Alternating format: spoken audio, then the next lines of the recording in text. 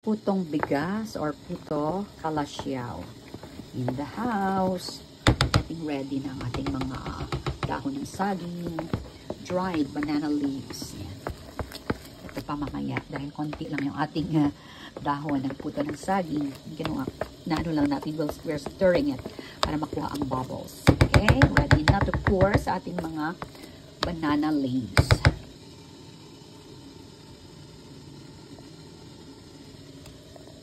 Lagyan natin siya ng touch of ube para meron naman siyang heart. Okay.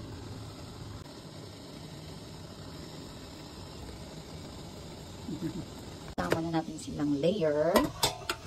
Tapos, dapat ang tubig nyo na boiling talaga siya, boiling point talaga before you steam. So, pag ganyan na siya, steam natin siya ng 20 minutes.